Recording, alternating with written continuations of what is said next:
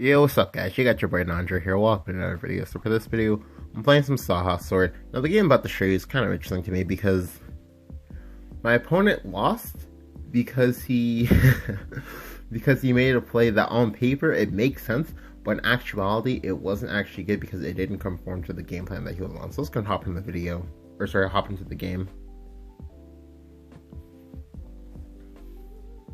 So I'm versus Dragoncraft is usually kind of it's kind of like an interesting matchup. Like if they're playing Dread combo, which my opponent was playing, you're going to have a bad time because I'm playing Wholesale Swings as opposed to Shield of Flames. Shield of Flames is a little bit better here because you can kill Forte, and Forte is a thing that some people will use. So I'll toss back everything. My hand is not good. It's not good at all.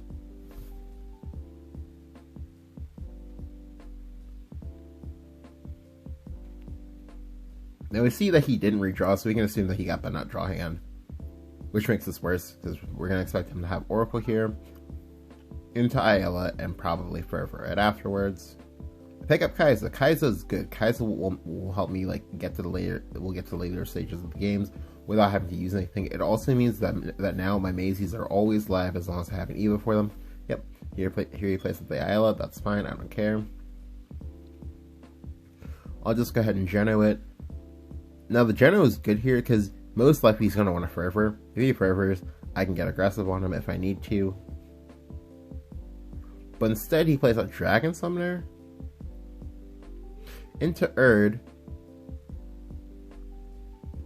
Now already right off the bat, just from seeing the Erd, you should now expect it to be Storm Dragon. You should expect it to be Storm Dragon, but most likely you should expect it to be like Dread Storm Dragon. So here I'll go and trade, then play Luminous Mage. I'll evolve the Luminous Mage, and then trade again.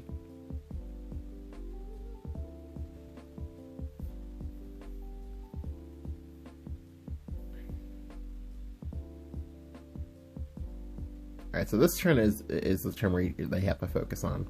So here, he plays out Sybil, he evolves to Sybil. Now ordinarily, you'd be kind of sad because the Sybil dies on board, but I think with what we see next, that you would like agree that like it's okay if the Sybil dies on board. Like you don't care if it dies because like you're at 20 HP. I can't really pressure you. Like I'm Sword. Like I'm clearly playing a slower version of Sword. But here I go ahead and I get to go Wholesale Swing into Kai'Sa, into Unica. Now this is kind of nice because I have a board now. Finally, I can maybe try to stall and then play Bahamut's later. But here he slams Forte. I'm like, oh no. Yeah, I wasn't playing around Forte at all, just because like it's really difficult to like play around Forte because like it's like a ghost sort of. But here I have to go ahead and I have to ward. He didn't evolve this, so if I ever pick up like Israfil, I can live. But here I have the Front Guard Journal, and now as we see, like he really wants that AOE back. Like he really wants that Breathless Salamander back because it'd be really good here. But instead he has to slam Zeus. He'll trade. But he can't trade again because if he does, his Forte just dies for free, whereas right now it's relatively safe. However, that's not really good because right now I have Luminous Mage. So with Luminous Mage, I get to evolve the Knight. The Knight will go ahead and trade into the Zeus. The Knight token will trade into the Zeus. Then I get to go face for 6. So now I'm threatening lethal. He has the Bahamut this board. If he Bahamut's this board, that's fine by me. I'll play the Parrot Singer. I'll draw 2 extra cards. That'll be great. I don't care. But because he tossed away that AoE, he's getting punished for it. Like, yep. Because here just plays the Oracle and things. Plays the Scyther, but the Scyther's not good enough. Plays the Staircase again. No, it's not good enough. If any of these creatures live, you just die to Albert. We'll evolve here. Then just like cursing that, oh, I'm dead to Albert still, and my opponent hasn't evoed at all, so my opponent probably has Albert. It's turn 9 too. Yep.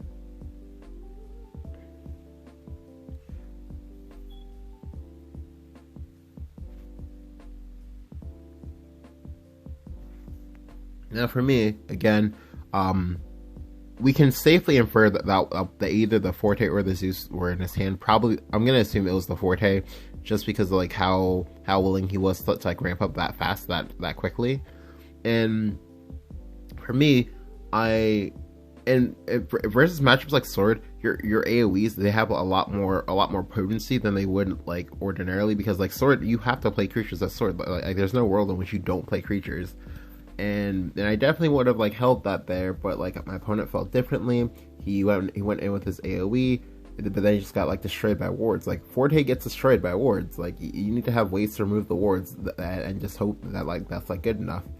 Now, granted, I'm playing Front Guard General, which is a card that like a lot of people have, I guess, kind of forgotten about. But Front Guard General is actually really, really good at what he does. But yeah, the overall, I guess, takeaway from this video is that like sometimes making a play that seems correct on paper is actually incorrect as a whole, just because of you need to be playing for more than just that one single turn. You need to be playing for the war, not for that one single battle. Like you can lose a battle but win a war, basically. But yeah, if you enjoyed the video, go and leave a like or hit subscribe, and if you haven't, thank you guys for watching. I'll catch you guys next time.